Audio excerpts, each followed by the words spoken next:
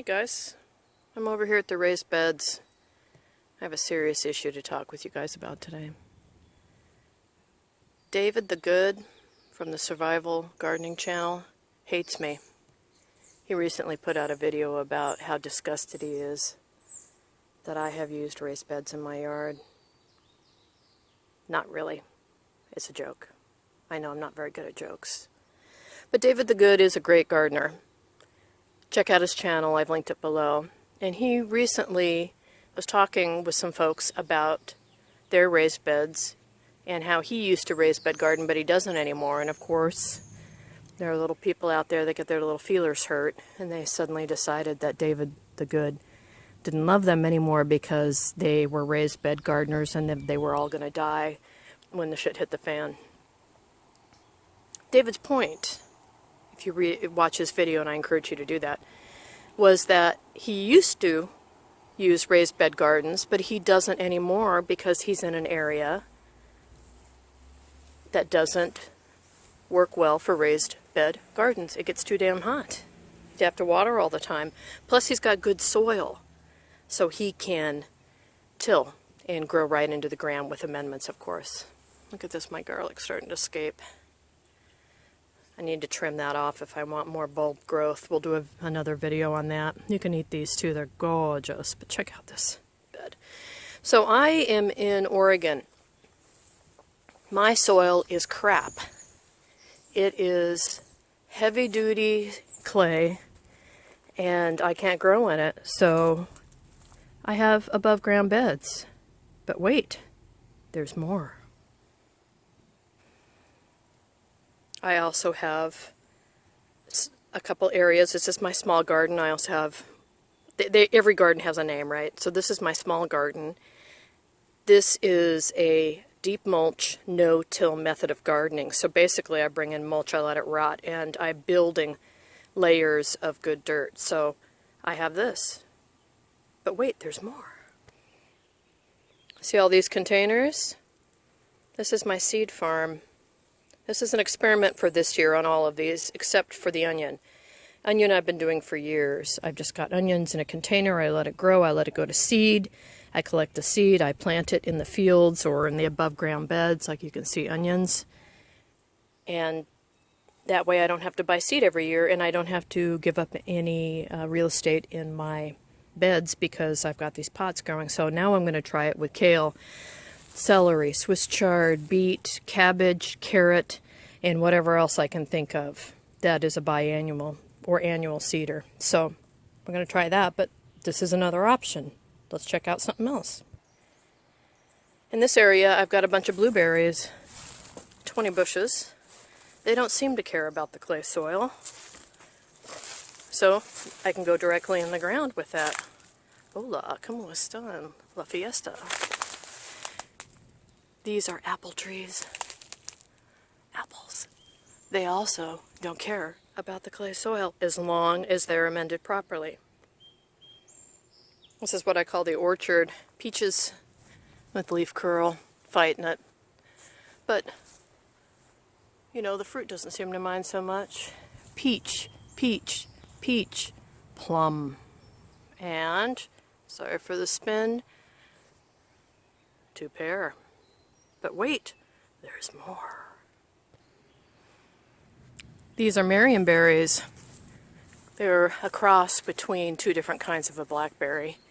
And we purposefully grow them. We keep them on these trellises.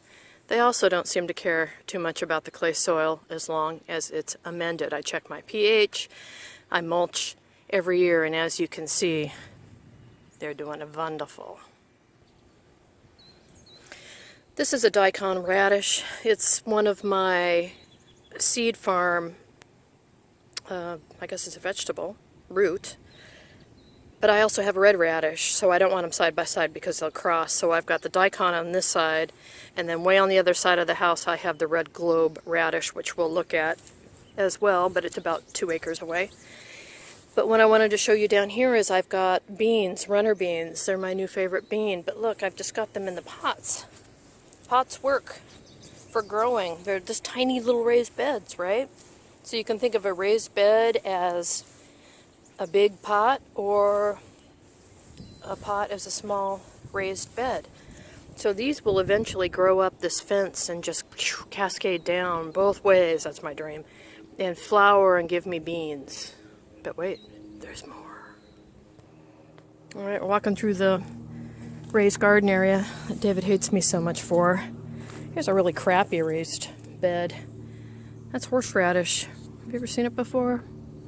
Muy bien. Great. Talk about something that'll blow your socks off. When I grate that, I have to do it outside. Otherwise, bam.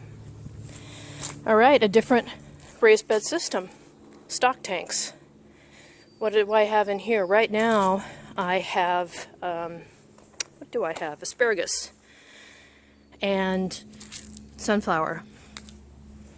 And these tomatoes overwintered on their own, and they're coming back, and there's another one there. That's going to be true in all of the beds. And some of these asparagus I'm letting go to flower, especially the young ones. These will turn into seed pods, and I'll collect the seeds. So this is another way to seed farm. Lots of containers here. I have 6 of them. Do you remember when you were a kid? I don't know how old you are. If you're my age or older, so mid-50s or older, you grew up with one of these in your basement. It's a laundry vessel, so the washing machine would drain into this and that would drain into the ground. One side would be for the laundry machine to drain into, and the other side would be for hand washing or whatever. It had a sink attached to it. Concrete, they weigh about 500 pounds each, and I have toted these guys many and many a place, but another container. Let's go check out some more stuff. So this is my big garden, which I've been in the midst of planting up. Got some Swiss chard, some onion here, a little random garlic, more Swiss chard. This is celery, and celery from last year. A couple of sunflower seeds, potatoes, onions and garlic through here, potatoes, kale, cabbage, and several different kinds of squash.